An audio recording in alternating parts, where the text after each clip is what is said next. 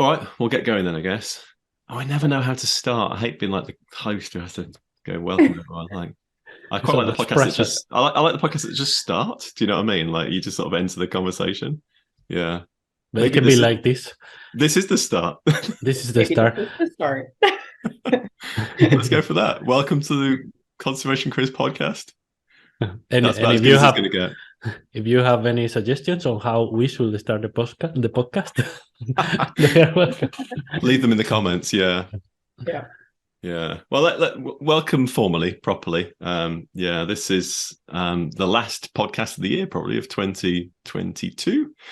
And we thought it'd be quite nice just to have a bit of a review, really, of the last year, the highs and lows, and just sort of reflect on everything that's kind of passed. It's always nice. From my side, I always write like a little annual diary. I've mentioned this in emails before, so I won't kind of go over it too much. But like briefly, I just kind of look back and like, what were the best bits? What were the worst bits? What do I want to do more of, less of, like in a very bullet pointed view? And what did I read and what did I listen to? And it just kind of puts it to bed. And then I can always look back at the previous year and it kind of builds up year on year. And you can see how things have changed. So, but it's nice to do that in a kind of conversational space like this too. Yeah, exactly. And just have a chat between the three of us. And with regards to the three of us, there are obviously two other people on the call here if you're listening. We have our head of engagement. We've got Kristi over in Vancouver. Hey, Kristi. Hey. Hi, everyone. Feels like ages since we've had a three-way podcast. It's really nice. It has Long been overdue. Yeah, Mhm. yeah. Mhm. I think it's because I let the schedule slip. It's entirely my end. Yeah. I think a lot of podcasts have like, every fortnight a published date, but I've just, things have been ebbing and flowing a little bit. So it's really nice to reconnect to the three of us.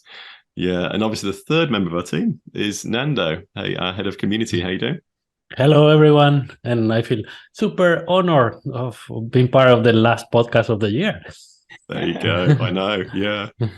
It's great to have you as well. And yeah, it's kind of nice just to kind of reflect back. It's been a busy year for all of us. Yeah. And Nando, you were just saying before we hit record that your heart rate in December has been going higher and higher and higher. You're so busy kind of in the lead up to family coming and everything. Yeah. Yeah, leading to that moment. Anxiety. Anxiety increasing with the family. Yeah. No, it's gonna be wonderful. I'm looking forward to it so much. I mean, that we were also talking that if I disappear or you stop listening to my voice here, it might be because it's been snowing like crazy for the last 2 days and the electricity is going on and off. So I might disappear. And what happened these last 2 days when the electricity was off, then all of a sudden I didn't have to work anymore. I couldn't do it. so I had to sit on the sofa or do something manual around the house. And wow, that was such a relief. Was it nice? Yeah. It was like compulsory holidays. I loved it. So I'm looking forward to the real ones. Oh, that's good. Yeah. I think oh, sorry. I was just gonna say, I think as conservationists, we spend so much time thinking about what problem we're solving, how we want things to be in the future, what else can we do, or what other 50 or 100 things we can do. It's actually really nice to take a moment to just, well, like you said, Nick, reflect on what we've done in the past year and yeah, just be with family for a while. Turn off a bit. Turn off from screens celebrate, and digital. Yeah, recharge. Meditate. Yeah. Plan for the next year. Maybe I should go back into the house and just switch the electric off and say, "Oh, we had a power cut, guys. Sorry." Candles on. Yeah. Yeah, but maybe it's the psychological trick for everyone listening. I will suggest that just turn off all the lights, and then you will get in the mood to reflect and to think about what you have done this year, what you can try and do better next year. Maybe work a bit less. That's a nice suggestion. Yeah, I stayed in a year years ago for like a weekend. I think it's my honeymoon actually, and we came back from honeymoon and we kind of kept going like that for a few weeks. In the evenings, all the lights would be off, only candles, and we'd just have the log burner on and chat and maybe have a bit of music on or something like that, rather than just default telly or something. And it was lovely. Wonderful. Yeah, I need to kind of reconnect with all that. Yeah. So it's been quite a year. There's been a lot going on. I can't believe it's 2022, nearly into 2023. apparently this podcast has been going for 5 years. Kristi, you wrote like a bit of a review of what we've done, and we'll be sharing that already if people haven't already seen that. Yeah. So it's 85 episodes. This is 86. So we'll probably hit 100 this year. So I go quite slow. 5 years. Yeah. When you guys look back over the last year and like the stuff we've done together through CC, what sort of things like stand out for you? Like what has the year kind of held? Oh wow, I don't know if this happens to you too. Like it's like a collection of moments that I remember. Mm-hmm. I can think of all the big things and the structure and well, remembering the post that Kristi is writing. And I see the structure, but what I remember most fondly is these moments like this when we have been the three of us or all of us with all CC Pro in one of these monthly calls that we have in our community, and we just chat, how is it going, everyone, and it's a random relaxed talk and catching up and feeling this sense of we are together in this, we are working together for conservation, but also to feel that we are not alone. It's moments like those I remember the most, and make me smile and make me slow down a bit.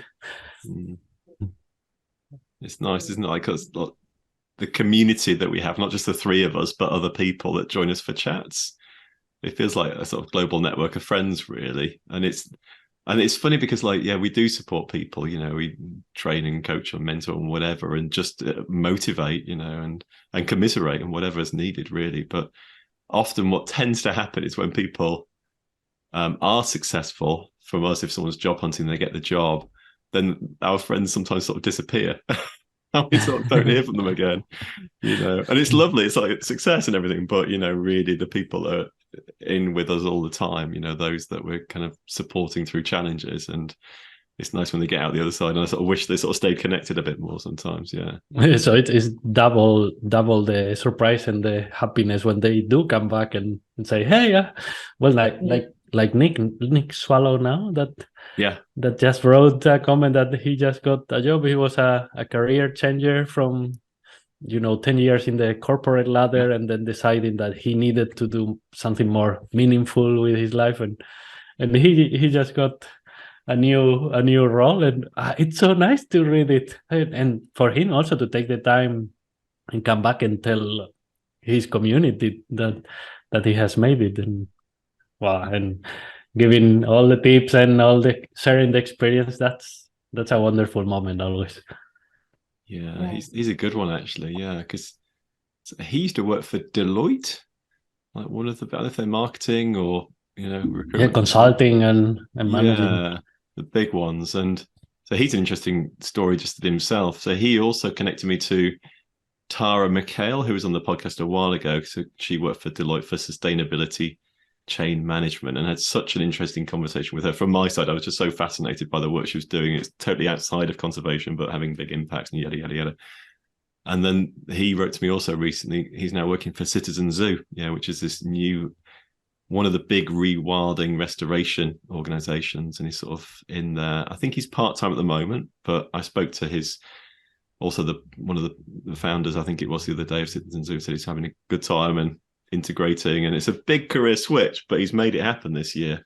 Yeah. And at the beginning of the year we had like new starters into our training program, and the Kickstarter, or the boot camp as it was at the time. And there's a few people that just stand out, and like Nick is one of those people that just stands out when you're in a group. You know, he engages, he joins in, he really goes for the tasks, and does them really well. And you see them time and time again, people like that, they make it happen. We can provide all the tools and support and everything, but they've got to make it happen. And Nick was always going to make it happen. And there's other people that stand out for me like that too. Yeah. They shine. Yeah. They shine. It is. I was listening to another podcast in Spanish a while ago, just walking by in the snow, meditating a bit, and it was about luck. And how if you think about it, the world nowadays, and maybe even before, but especially nowadays, is like geared to support, to be more beneficial for people that are more extroverted, with more extroversion. It's easier for people that talk to more people, because this friction, meeting more people, creates more luck. It creates more opportunities. And I was thinking about the role of CC Pro or conservation careers and the community in this. It helps not only extroverts but also introverts by creating a situation where it's safer to meet other people and to create this friction and to create these opportunities of luck. Yeah, it's like and it felt so empowering as well.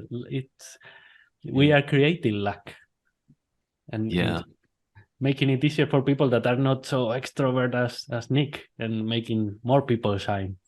Well, it's interesting. You see, I'm not an extrovert at all.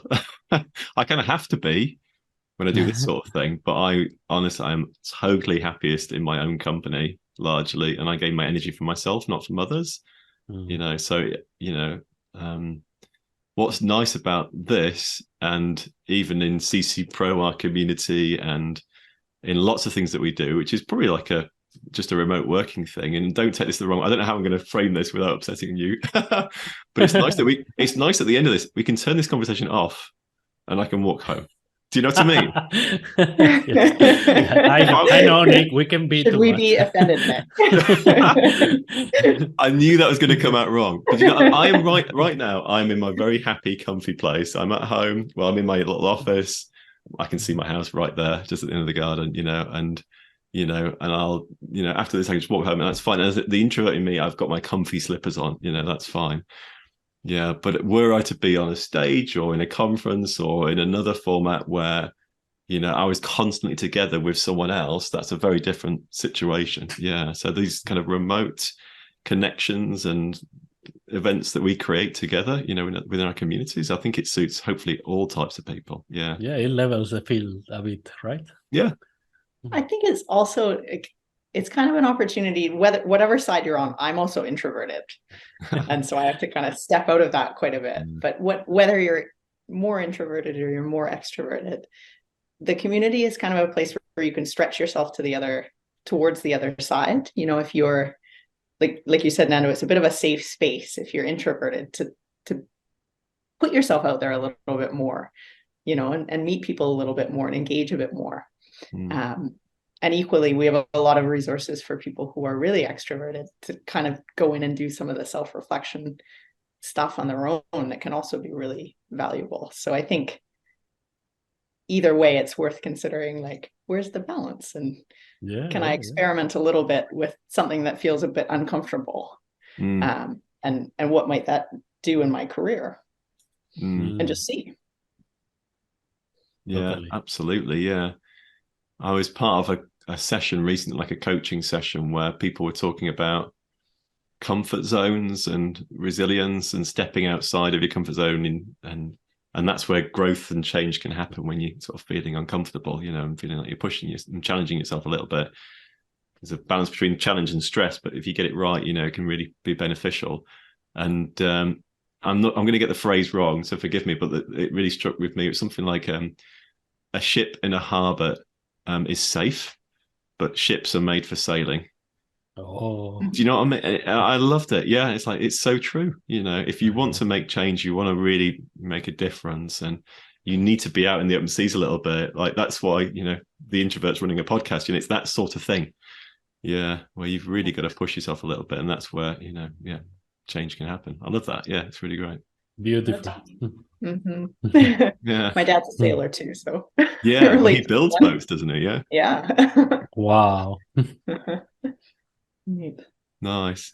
So we should probably say, just for context, actually, if people are listening, and we're not here to sell anything, but we keep talking about this community, and we've not really explained what the community is, have we? Really? So it's I say we, Nando, largely you're the manager of it. You're our head of community. Yeah, absolutely. We.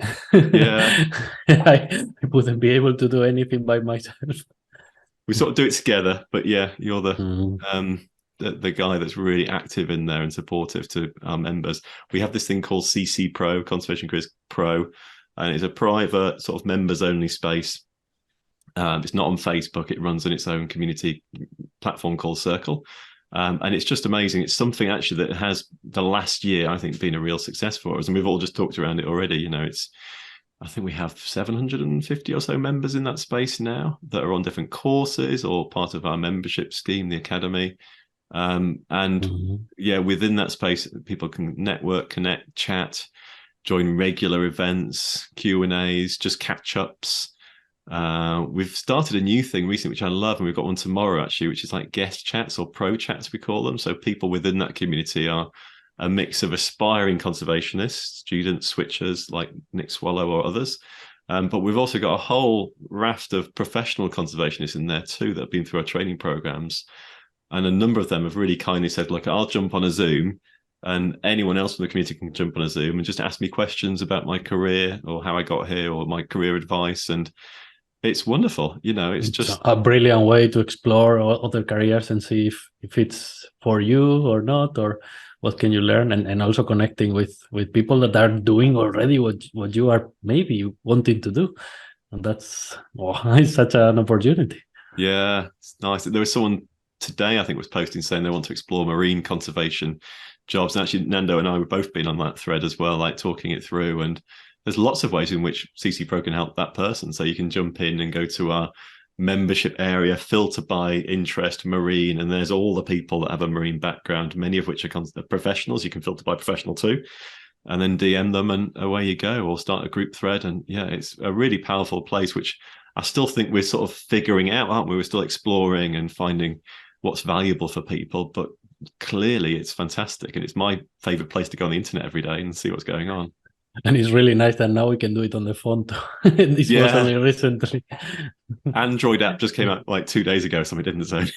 Which is great. I think we say this about conservation all the time, that conservation, it shouldn't be done alone. It should be done in partnership and everyone benefits. And we never really think about that in terms of careers. So for me also, that's been like a theme of this past year with the CC Pro community, is like career switches or starting out in a career in conservation is not really something to do alone. It's something you do with support of friends and peers, and in this case, people from all over the globe who they can share resources and advice, but they can also just be there when it's difficult and tough and frustrating. The value of that community and support is, I think, it's just so much bigger than we've given credit to. It's a real theme for this year. It's like we called it like, you're not alone, but it's true. Like, you shouldn't be alone when you're switching careers or you're starting your career. Yeah, and it's not about sort of glorifying success. That's another thing we've talked about quite a lot, probably. It's just about being honest. If you're having a crappy week, tell us you're having a crappy week. That's okay. Yeah. And I like that. Yeah. Yeah. There's been a few people that have stood out in the last year, or many actually, but some have had a real struggle and then succeeded. It's those that's the moment that also stand out for me. Like, I'm thinking like Kate Stevenson, who we all know, and she's been so active in our community for quite a while now. And yeah, she's such an accomplished writer, blogger, communicator, author, you name it, and she's been through a couple of our kind of training courses. And during the year, she turned up to loads of Q&As with us, didn't she? And just community catch-ups on Zooms, and shared how she was. And she had 3, 4, 5 interviews, and every time I didn't quite get it. And it's just like, and really, I think almost reaching. Yeah. And then she landed a great job. She's, and forgive me if I get this wrong, Kate, if you're listening, head of communications, or maybe even director of communications at the Whitley Fund for Nature. Fantastic charity, great position, perfectly aligned to who she is and what she does. And from the outside, I'm sure we probably all think, you'll do it soon, Kate, just keep going. And then boom, she got that success. But yeah, I know she struggled, and she shared her struggle, and that was really important. Yeah. Yeah. I also thought that was really really brave of her and others to put it out there. This is hard. I just had an interview and I didn't get it. And, now I'm feeling low because of this. And sometimes just being able to put that out there and get support and know that others are facing the same things. Yeah. Can really, really help. Yeah. Yeah, you're right. If you were totally on your own, Kristi, that's a really different scenario, actually, isn't it? Yeah. And particularly switching when you feel like you don't even know the industry and how you figure that sort of stuff out. It helps enormously just to have other people on the same boat and working together on that. Yeah, motivating. Yeah, it's been fun. Who knows what's going to happen with CC Pro next year? But it's one of that, like the podcast we sort of started, gave it a go, and it really has started to show it's well worth doing. Yeah, been fun. Mm-hmm. What else is standing out when we look back? Yeah.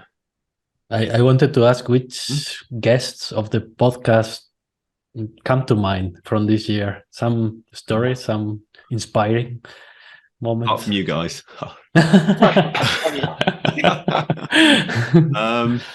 Gosh, I'd need to look back at the names and people that we talked to. There's quite a few chats we've had. A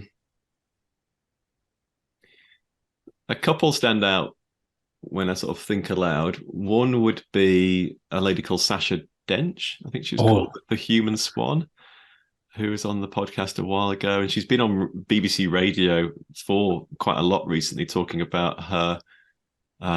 She's going to do like the flight of the Osprey. So she flies on these paragliders or something. It's like a parachute with a big fan strapped to her back. It just blows her along. And she's following the same flight path as the Ospreys from Scotland all the way down to, I think it's Gambia, West Africa, and stopping as she goes and storytelling as she goes. And she was amazing. Yeah, she was just such a sort of inspiring story. And yeah, really almost crazy in what she's doing and how she's doing it. There's no one else doing that sort of thing, and just like raising awareness. So she was really interesting. Yeah. What a spectacular project. I remember at some point, was this year or the previous one that I almost applied to a job in her foundation to go and travel through Africa and do you remember this? And I was doing so many things already that in the end I didn't try. And then soon after you were interviewing her, and I thought, I had the link. I could have. You could have been held onto the parachute. Yeah, I could have asked for an intro. Oh, come on. Yeah. Well, conservation is that small world, isn't it? Because the lady who works for CAF as the communications manager is a lady that I met in South Africa on a conservation project called CAF. And she's also been quite active in our communities as well. Catherine Rotune. Sorry if I said your name, Kath. And she's been on the podcast too. Yeah, so it is just one of these connections all over the place. I can't think who else off the top of my head is sort of standing. I want to sort of pick a really standout conversation. I've had some. I always enjoy the podcast, and what I quite enjoy from my side is that I don't prepare much for them. So probably about 10 minutes before the podcast, like, right, who am I talking to? Right, quickly, what are they doing and what's the organization, and just get the broad brush themes.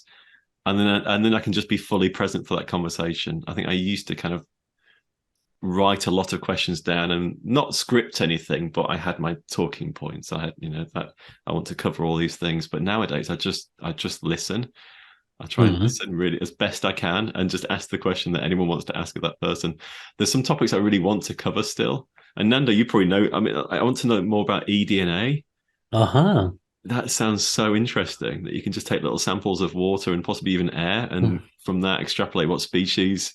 It's like witchcraft. We are starting to use it, and it's still a bit expensive to make it very scalable, but it's gonna open so many doors, and maybe I can offer a few guests that could talk about this much better than I can do.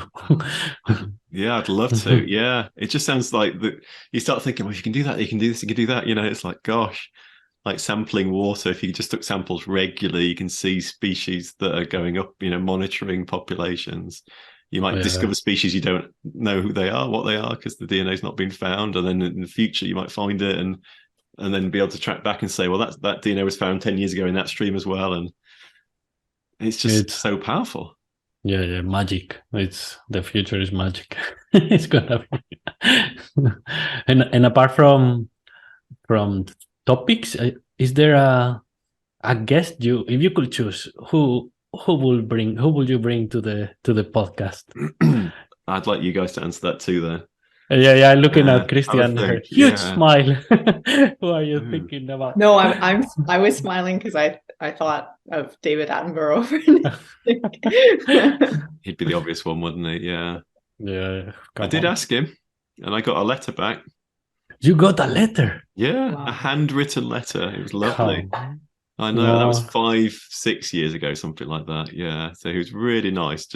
He politely declined, or whatever, however he phrased it. That was nice. But who else? Beautiful. I don't know. Mm. I'd like to talk to Isabella Tree, and she's the lady that wrote that book over my shoulder there. Wilding, all about rewilding, and this estate in the UK called Knepp. Which is very well known now, and now her and her husband inherited the estate, I don't know, 10-20 years ago, and have just managed it back for nature and allowed it to return to a natural form, and how quickly nature's recovered in numbers. It's so inspiring. Yeah, and she's written a great book about it, and yeah, I'd love to chat to her about that. That would be great. Yeah, that would be nice. What about you guys? I was thinking the other day about let me try to pronounce it. Shelbe, Shahh, and this. He is a former, I think, engineer or electric engineer. Could it be? He was working for Boeing, the big company that makes all the the jets and the planes. And then all of a sudden he was a career switcher. He started on the side to try and find ways to help conservation. And he has his little tool shed, a lab. And then he started creating things to help people in the field in different projects. Little by little, he started scaling this, and then he left the big company, the Boeing, and he just went all over the world flying and rescuing people with technology and making conservation better with technology. Huh. And I mean, this sounds like an ideal life. I would love to do that. The MacGyver conservation. You should get in touch. Yeah. I will try and lure him into the podcast. That would be great, wouldn't it? Yeah. Maybe the three of us could interview him. Yes, and you can get another job. Like you need more work. Yeah. I'm aiming to that kind of job right now. Let's cross fingers, but the coming year might be the jump to that kind of adventure. We will see. Nice. I'm going to look back on that one. Yeah. Yeah. Kristi, if you could chat to anyone, who would you reach out to? It doesn't have to be conservation as well, I guess. Yeah. Or it doesn't need to be a person from this time and age. Ooh. Oh wow! Now well, I just did that thing that if you broaden the choice, you make it more Jedi. difficult. No, I don't know. The two people before we broadened it, one of the people that came to mind was David Suzuki, who was and is quite a prominent conservation leader in Canada, and he kind of spent his whole career advocating for conservation. I'd be curious to hear, like the sum of that whole career working in the conservation space, and what sort of messages he'd give to people starting out, especially, or switching careers. Yeah. The other thing that came to mind was we so often we're sort of going and parachuting into places, but I'd love to hear from someone who's actually, like when I used to, we met in the very remote Amazon. There's communities and people working in those places who have lived there most of their lives and are are contributing to conservation or interested in contributing to it, including like Native communities. I'd love to hear from someone like that who has just a totally different perspective on conservation than what we think of as like, okay, what's a conservation project? How are we going to help this place or this species or this ecosystem or whatever? But actually someone who's lived it and comes from a totally different place and totally that would be different wonderful. thinking. Yeah. I wonder what the different worries will be, like normal day-to-day worries of each profile. It might be very, very different. And the links to livelihood, like, yes, I want to conserve wildlife, but I also need to live and my family to thrive and everything else, and finding that balance. And because there can be a real conflict between those two needs. And family should probably come first, in most instances. We'll generate a list for you, Nick. People for next year. We should make a list and then make it happen in 23. So you've got David Suzuki, someone from indigenous conservation, if I can sort of put it that way, and yours also. That'd be great. I'm going to loop back then, Nando. You said your ideal job, your ideal career that you would quite like to maybe make happen next year. What are your ideas? Like, I'd love to kind of hear what your ideas of what I want. I mean, like, you are asking me at the very end of the most stressful probably year that I remember. So what I want right now is to stop for a bit and maybe go track some links in the snow or something relaxing like I used to do. You remember? I was going. When was this, Nando? I don't remember this. Just this week I'm just in the mountains looking for links tracks. Oh my god, I really want that. I'm looking forward to something like that. But apart from that, I don't know. It's just, I think all of us feel this need of pushing our abilities or what we can do with our skills and see if we can get more leverage and improve the world. If what we do all of a sudden gets more leverage and we can help solve a bigger problem. I don't know, who was it? It's Hamming. I think he was my memory is failing these days, but I think he was a physicist. Can it be? Someone very smart and famous. He said the two questions, the most important two questions that you can ask a scientist is what's the most important problem in your field, and why are you not working on it? So I mean, I will look up this quote and share it, but it if I have that chance, I want to grab it while I'm still strong, while I still have time. But right now I want that. I want to play with my nieces some very easy game on the floor. The 2 and the 5-year-old, Yes. You can borrow my kids anytime. At least for an hour. Give them back, How will you make your current jobs even better? What would you like to? That's a great question, isn't it? It's funny, we've probably spoken before on the podcast about it, but I've often seen my career looking back now in cycles of 3 years. Year one. And I was thinking a second ago as you were talking as well, like it's almost like decades as well. So like year one, like in a new job, it's kind of new, it's exciting, it's challenging, it's growth, it's learning, all that sort of stuff. So it's kind of semi-stressful, but exciting at the same time.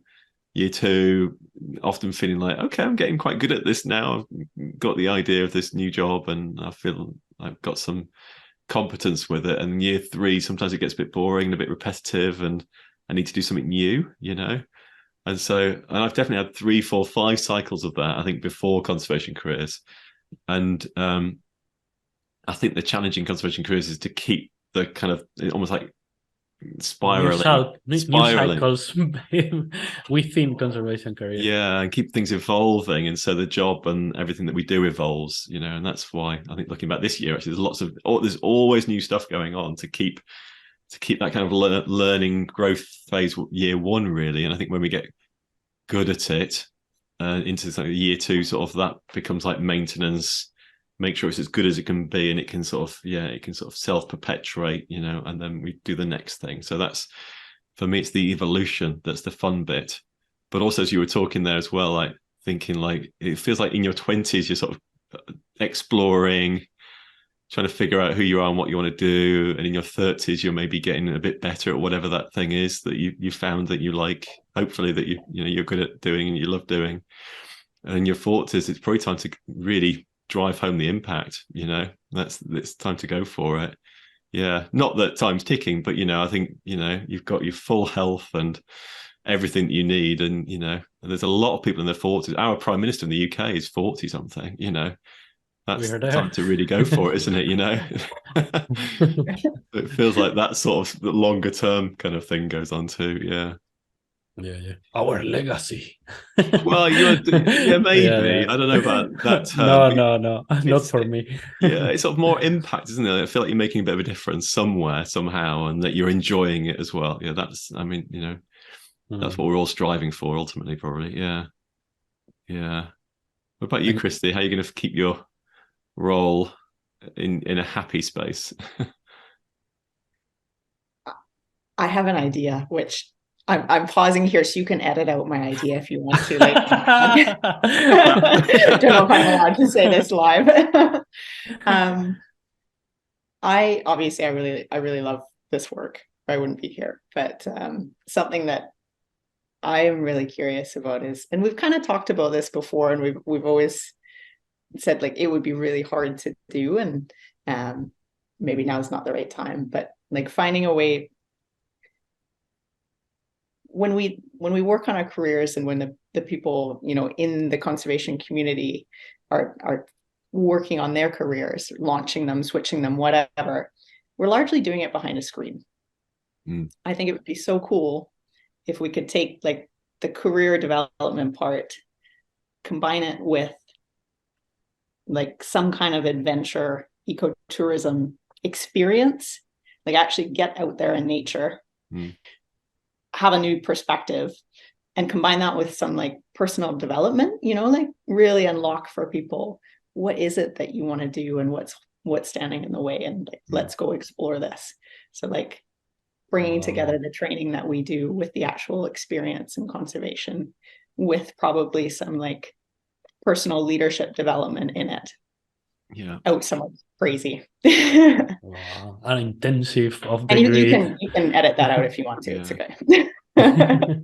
Why would we edit that? It's great, isn't it? Yeah. I love the idea of being in like an experience somewhere. I think when you go somewhere new and you meet new people, it shifts that perspective, and it allows you to think in slightly different way as well. When you're detached from your home and your jobs and everything else, we're like in this, the window we can see and think through in our normal routines is like here. And sometimes you just have to break out of that, I think, especially if you're going to switch careers or something like that, like get out of the box. Yeah. And also in those situations, you can be a new you. Like we are used to behave and be that person in quotes, and everybody knows us, but then we go away somewhere where we don't know anyone, and we can be all of a sudden a new ourselves. That's really empowering. Yeah. We had a moment like that this year, didn't we, Kristi? That was one of my highlights of this year for sure. Yeah. We actually met face to face for the first time ever. I love the way you say that. It's unbelievable. Actually met. So you were coming back from Brazil, where you often spend the northern winter, back to Canada, and you swung via the UK, and then we had a week together, work planning and sort of retreating a bit, really. Yeah, from sort of day-to-day routines. And we went to Wales for 2-3 days, hiking in Snowdonia in the national park, and we did a lot of talking and a lot of work planning and had a lot of fun. And it was so I walked away with a lot of new ideas and clarity about where we want to be. I think the big picture for us was trying to think, what does the next 5 years look like, which sounds sort of very grandiose, but like, where would we like to be 5 years from now? What do we need to start thinking now a little bit more? And all the stuff that we've been building over the last 5-6 years together, how do we start to actually now put it together into a real program and lay down clear pathways for lots of different people into conservation from different backgrounds? And we really moved the needle, I think, in a week, didn't we? Yeah. Like I remember on day one, we went for a walk and we were talking about the 5-year vision. Yeah. We just kind of threw it out there like, oh, wouldn't it be nice if, and then by day 5, we'd like kind of hashed out, oh yeah, this is how we're going to get there. Yeah, we did. It was really amazing. How important to make the time for reflection. Yeah, but also like it comes back to the theme we started with at the beginning. Like we work better together than alone. Having that time together to co-create and brainstorm and just play around with ideas is super valuable. Yeah. And how was that first moment where you, when you saw each other for the first time in real life? Like, did you think the other one was going to be taller or shorter? I thought Nick was going to be shorter. Nick is so tall. Oh my goodness. Because Nick's really tall. You only see normally like 20% of him. It was fun, wasn't it? It's really nice. Like, we met Nando, didn't we, just before COVID broke in the UK? Yeah.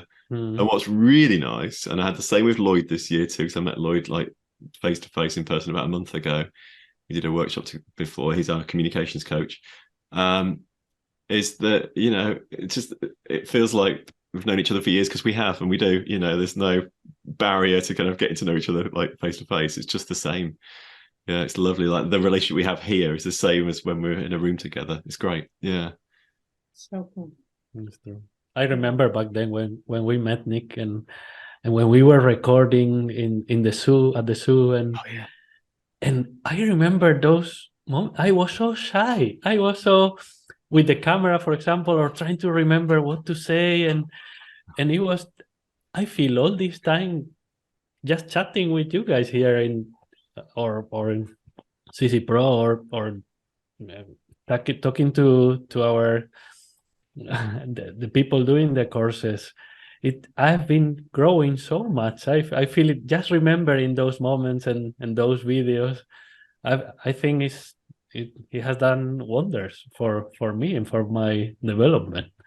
So I will take this moment to thank you, you both, for being such an important part of my life. Yes, totally. Well, straight back at you, Nando. Yeah, it's great. I've got 2 great friends here with me. It's lovely. Yeah. I totally feel the same. Like CC is a place where we do lots of great work and we work really hard and we're really passionate about it. But I think it's also a space for us and hopefully for the wider community where we all just get to grow as people, as people and as professionals. I think it's so rare to find that. Yeah. Yes. So. Yeah. It's funny, to me, like, your career is like one of the most important things you'll have in your life. Of course, you've got family and health and other things, but if you're going to invest your time in something and be paid for it, which most of us have to do, you want it to be something you really enjoy and you look forward to on a Monday morning. And we talked about that before, but I've had jobs in my past where on a Sunday night, I dreaded Monday morning. And I remember that feeling like deep in my gut, like I don't want to go to work. I hate it, and I feel for anyone that has that, I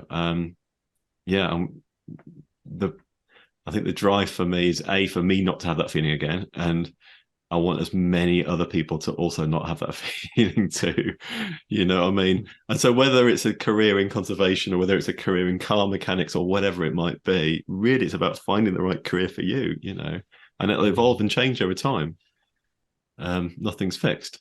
But yeah, I think people that don't take a moment just to think about where they're going and where they've been and, what's going to make them ultimately a little bit happier day to day in their jobs and connect with whatever it is they care about, then I don't know. I find that odd, if I'm honest. Maybe we're privileged too to have that time to think about it. But I think anyone would benefit from that space, that headspace, just to think a bit clearly, right? You know, this is where I've been, this is what I've learned, and this is where I want to go now. Yeah, let's sort of shift gears if we need to. Yeah, it's so true. It's funny. I mean, we three have had a career that is based a lot on serendipity, and the best moments and the best choices of our professional career have been mainly chances and just decisions not very well thought through. But if you think about it, it's as you said, Nick, we spend a third of our day working, and it's something that gives us meaning and well, everything. And still we don't sit down and plan our career. We maybe we go study biology or whatever, but we don't really sit down and say where do I want to be in 5 years. We spend, and it's funny, a friend of mine says this often in his talks, and he says it's curious that we spend more time planning a weekend trip with our friends that we do planning our careers, and that's insane. Yeah. So this finding the time and the excuse and the platform, this is, I mean, it's such a huge push to your career. Yeah, it made me think too, and because Nick, you and I have been taking some coaching training this year, and made me think, like, when we plan our careers, we think a lot about, well, we don't think enough about things. We think Yes. we think about what we're going to do, right? But we don't often think about who we're going to be in the process, like what's happy for us. You know, are we going to be joyful? Are we going to be motivated? Are we going to be collaborative? You know, who are we going to be and act as people? It's just a lot focused on, this is what I'm going to sit down and do today. So I wish we could shift that, you know, and at the beginning, when you start thinking about your career, it's not just the task. It's a lot more than that. Yes. It's like how you approach the task and how you feel about the task. Yeah. We need more checkpoints, more excuses to stop and think and plan and that's what New Year's for me. That's what Christmas and New Year's. Absolutely, it's just that moment of pause and reflection and thinking and reorientation for the following year. Going back to that diary, you know, I write every year. I give things like a rating out of 10, like happiness for career and whatever. And in the past, it's been those ratings out of 10 when you track them that made me change. I had a couple of jobs where it's just going down, down, down. It's like, it's gone down again, and it genuinely has. And I know why it is. It's the same reason as the previous 2 years. You know, it's still there. And I think without that, it's like a frog in hot water. They say, do you know what I mean? You put a frog and it doesn't know when to jump out. Yes, it's the same thing. So definitely take time to just reflect a little bit and pivot and reorientate. Yeah. If people are listening to this, and I can't remember exactly when the date this is going to go out, but we're also publishing another podcast, which is like a career challenge. It's probably a good time to mention that, it's like a 20-minute exercise that I'm going to walk people through. You can listen to it, but you'll be able to watch it too. And it's to be done between Christmas and New Year, in that sort of perfect time of reflection. And all that happens is I ask you, I think it's about 15 questions.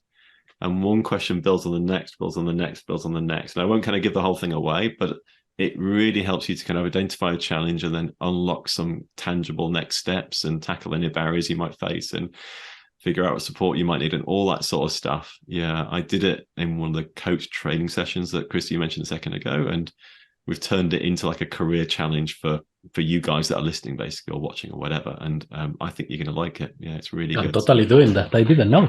Yeah, it's already recorded, so I'm feeling confident about it. Yeah. Nice. Yeah, that's coming down the road. Great. Well, we're almost up on time as well. And I don't want to ask too much of your time because I know you're all busy people. Are there any kind of final thoughts or reflections we want to sort of consider as we wrap up our... Well, wishing everyone the best of times with family, friends, and holidays, hopefully for everyone. If you don't have holidays, I hope you take it with strength and honor, and know that you have our support. Absolutely. Yeah. And to you guys too. Thanks for your support in the last year. Long may it continue into next year. And here's to a good 2023, really. Yeah. Take a bit of time off, relax. It's been enjoy beautiful. Family. Yeah. Have fun with the self-reflection exercises. Yeah. Be careful. Beware of what you find out. I just want to say thanks too to everyone. Like, we talked a lot about community and CC Pro this year, but thanks to the people who kind of bravely shared their journey and, you know, passed on their experience to others who are launching careers in conservation, because there's nothing as valuable as, you know, knowing and seeing someone go through that experience and being able to learn from that. So thanks for, you know who you are, for sharing your stories. Thank you, inspiring people. On that then, that's us for the year. See you guys in 2023. Thanks for listening. If you haven't already subscribed, we should probably mention it now, subscribe. And that's us for the year. Cheers for now. Bye. See you on the other side.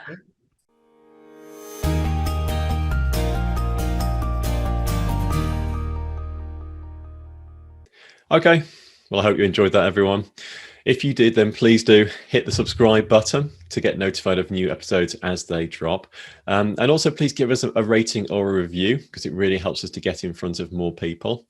Now, if you want our help to get clear and get started and get hired as a professional conservationist, I recommend you enroll in our free online training program, exploring how to get a conservation job. So if you're a student, a job seeker, or a career switcher, you'll learn the golden rule about how to get started, the key mistakes to avoid, and also we'll answer your biggest questions. You can check that out at conservation-careers.com/free. See you soon.